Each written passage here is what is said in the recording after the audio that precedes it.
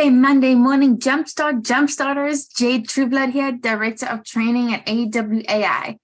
For this series of our Monday Morning Jumpstarts, we've been talking with Marcella Allison, top copywriter, marketer, and mentor. Marcella has overcome so much, so we wanted to dig into what has worked for her personally and professionally. We've covered what has helped her move through tough times, overcoming fear or not overcoming fear. And now she's going to talk about what she wishes she knew sooner. So let's see what Marcella has to say. You have a magic wand, Marcella, and you can either go back to yourself when you were in the beginning of your writing career or impose this on those that are listening, and you could magically wave your wand and either tell that person something or instill something in somebody that is in the beginning of their journey. What would that be for them, or what do you think that they need to know or feel or do right at the beginning? Ooh, that's a really good question. That's a really good question. I think for me in the beginning, it was my fear that it wasn't perfect. That was probably the thing that got in the way the most. So, if you are convinced that you have to be perfect, you won't turn in an assignment. If you're convinced it has to be perfect, you won't volunteer on a call to answer a question or have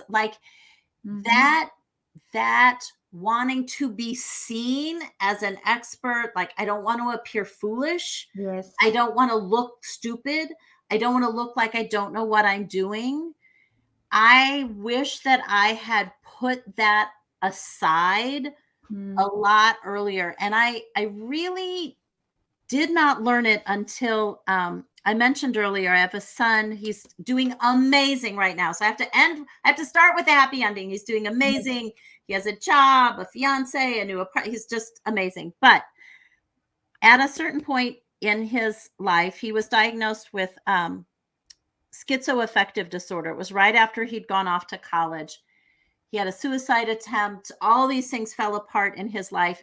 And all these other mothers, so all these kids go off to school together. My son actually went off to my own alma mater, which I have a huge emotional attachment to, the University of Chicago. So all these kids go off. And then what do the moms do?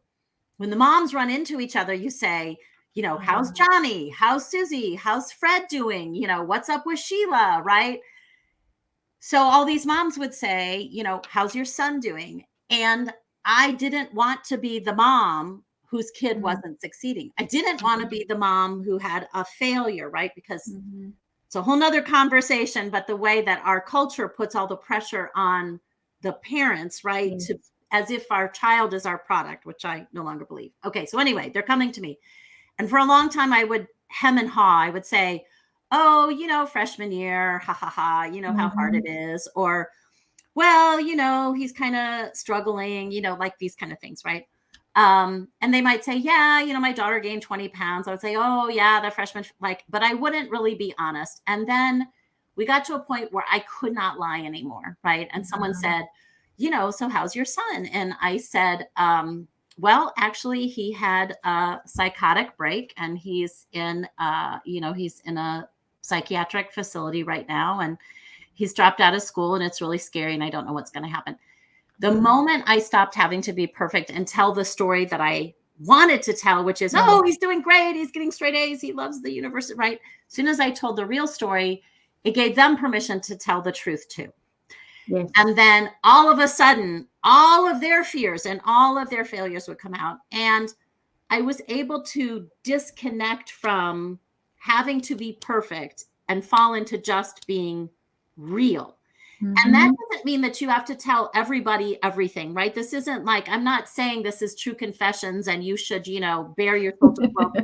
What I'm saying is, if you can get out of the way of perfection and just show up and do the best you can and be honest with where you're at and what you're doing, that's when you can move forward. Because it is amazing how much energy goes into trying to maintain that facade of, I know what I'm doing, I'm being perfect, right?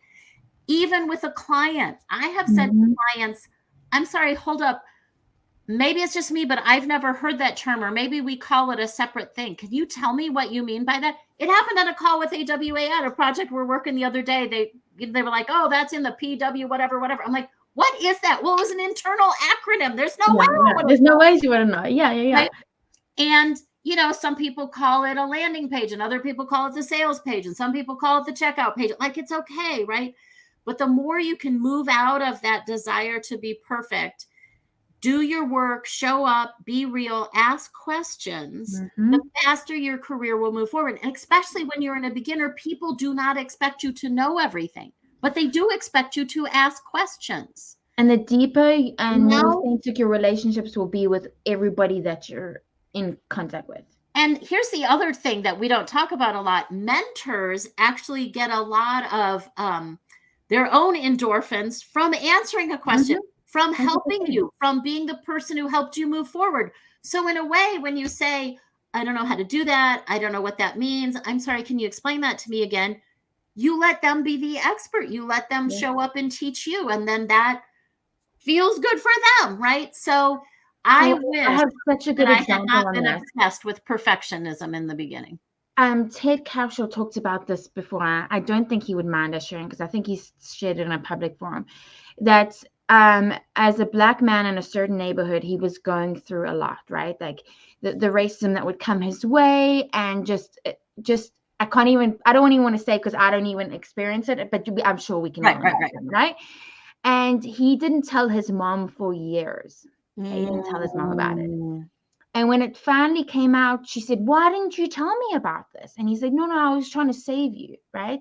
And she said, you didn't allow me to be your mom. You withheld from me to be able to be your mom, right? Oh, wow. Right?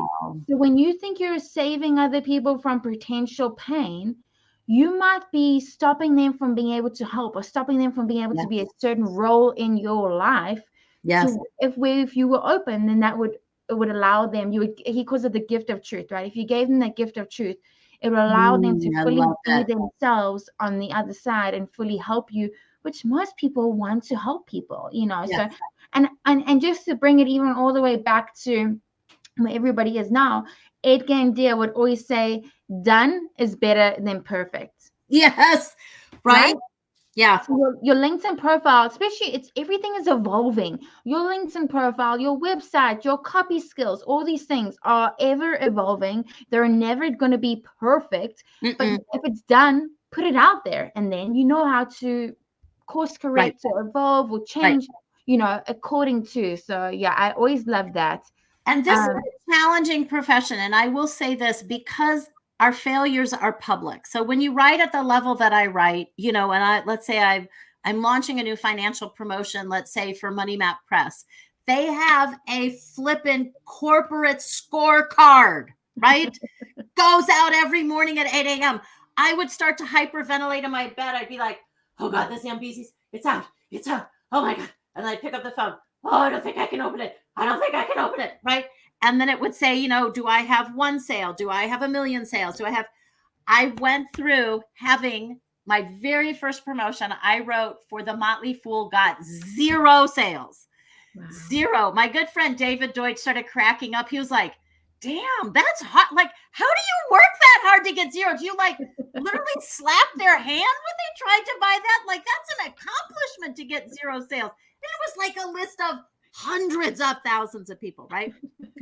So I had a huge public failure, right? And your reaction is you just want to go, oh my God, I am a terrible person. This is all on me, right? You take it all on. You want to like crawl under the desk and hide. Well, it turned out it was right after September 11th. It was out of a security company. And we realized kind of in hindsight that in our minds, it was helping the effort, right? Because it was about an airport screening technology, but it was so raw and so soon that nobody wanted anything to do with that.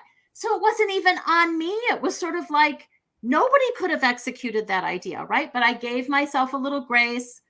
I dusted myself up. I got back up. I said to them, next one's on me. When we talked about generosity, that's the time I offered it for free. I said, look, I don't know what happened. I feel terrible. This was our first one. If you're willing to give me another crack, I'll try again. Well, they weren't going to give me a high profile product the second time. They weren't stupid, right? So they gave me this thing that was like on life support, right? Like I think it had 3 subscribers left. It was barely living. And I did all the same stuff. I worked really hard. David Deutsch actually chiefed the project. It went out there. It was so successful. It literally brought back to life the dead project for 5 years. And then they could never find another promotion as good as mine to keep it going. So that was kind of the natural end of it. But to go from a complete wipeout, 0 sales, to reviving a project that they had written off because they thought, well, she couldn't get any worse. Let her have it. Let's see what she does, right? You have to be willing to fail publicly and not make it about yourself. Same thing. I had to say, my son's life is my son's life. His choices are his choices. I cannot make this about my failure as a human being or a parent or a mother, right? I have to say I did the best I could with the tools I had at the time, right? And we have a great relationship today. So you're going to have to do the same thing. You're going to have a failure. It's going to be public, whether it's just you and your client, who knows, or whether it's on a scoreboard that all of frickin' Agora reads at 8 a.m. every morning, right? You're going to have to be able to be that person who trips on a sidewalk and face plants in the middle of the mall when the world is Christmas shopping. And I've been there, done that. Right? And get back up. And accept help getting back up, right? When someone goes, can I help you? Like, yeah, I could actually use some help, right? Get back up and try again, right? That reminds me of one of my favorite sayings. It's always okay in the end. And if it's not okay, it's not the end. I love that one. Right? I love that because one. From what where your experience ended, when you were in the middle of it, it did not feel like it was going to be okay, but it ended. And no matter how it ended, it's okay. How awesome is that advice, guys? Give up the perfectionism and just be real. Another deep breath. I just want you to think about where you may be trying to be perfect and try give up on that and just put it all out there. If you have your LinkedIn profile semi-done, just put it out there. Let me know in the comments if you enjoyed this series with the wonderful Marcella Allison, and we will be back next week. I will see you then. Have a great week, everybody.